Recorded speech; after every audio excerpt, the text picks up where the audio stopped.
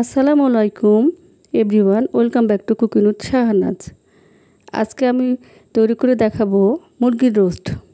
সেজন্য আমি দুটো মুরগির বেস্ট পিস লেগ পিস নিয়েছি। মুরগিগুলো ভালো করে ধুয়ে কেটে পানি ঝরিয়ে নিয়েছি। এখন আমি এটিকে এই যে রেস্টে রাখবো।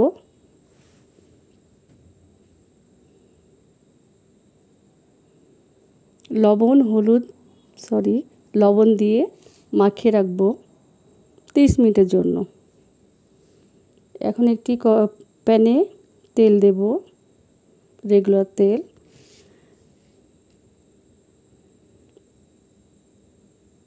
মুরগির মাংসগুলো এখন আমি ভেজে নেব। খুব বেশি ভাজতে হবে না, বেশি ভাজলে কড়া হয়ে যাবে। এক এক করে সবগুলো আমি ভেজে নেব।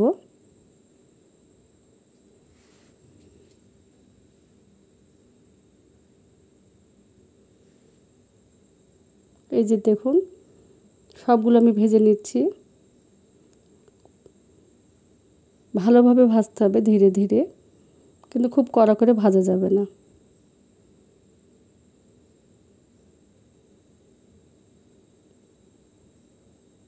সবগুলো আস্তে আস্তে আমার এগুলো ভাজা হয়ে গেছে।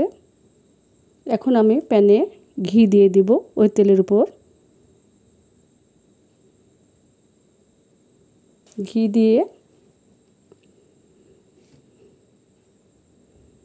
দিয়ে দিলাম গরম মশলা, দারুচিনি,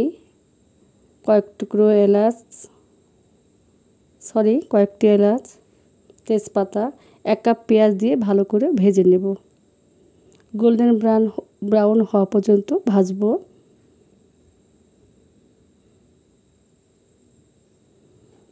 ভালো করে ভাজার পরে আমি এখানে কিছু উপকরণ অ্যাড করব।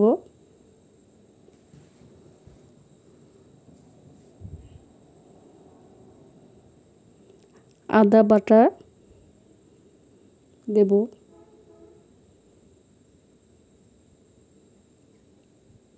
1 টেবিল চামচ।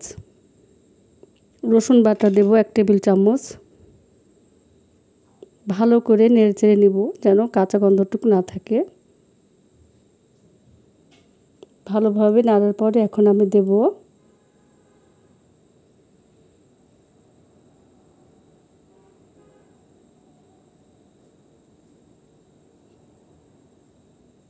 মরিচ গুঁড়ো 1 চা চামচ,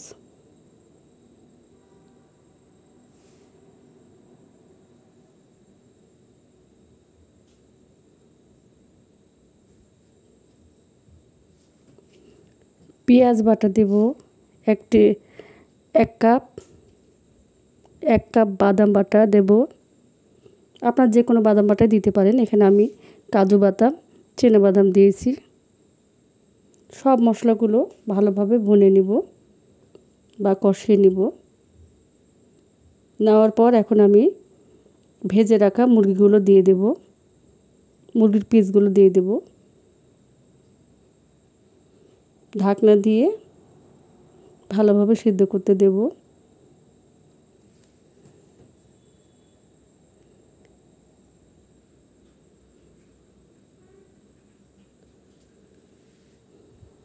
এখানে আমি গরম মশলা পাউডার দিয়েছি 1 চা চামচ, জিরা পাউডার 1 চা চামচ,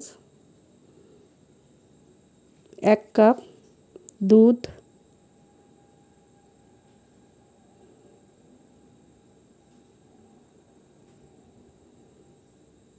1 কাপ দুধ, 1 কাপ দই দেব। দইটা আমার ভালো মতন জমেনি, তো তাড়াহুড়ো ছিল। আপনাদের কাছে সময় থাকলে একটু ধীর স্থিরভাবে করবেন, আমারটা জমেনি ঠিক মতন। সব উপকরণ দিয়ে ভালোভাবে সিদ্ধ করব। আরও কিছুটা দুধ দেব। তো আমার হাফ কেজিরও অধিক দুধ লেগেছে এখানে। এই যে দেখুন, হয়ে গেছে প্রায় আমার।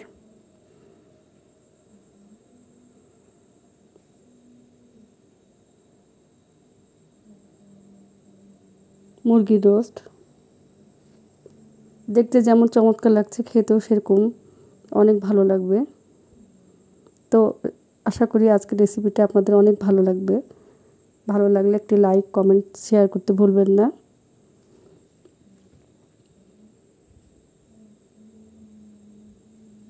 এই যে হয়ে গেল। এখন আমি এখানে কাঁচামরিচ দিয়েছিলাম ফ্লেভারের জন্য,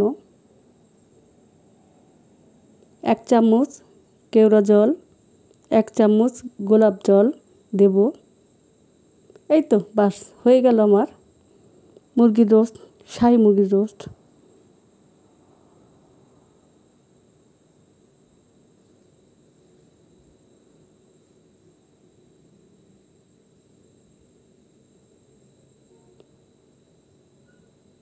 আল্লাহ হাফেজ।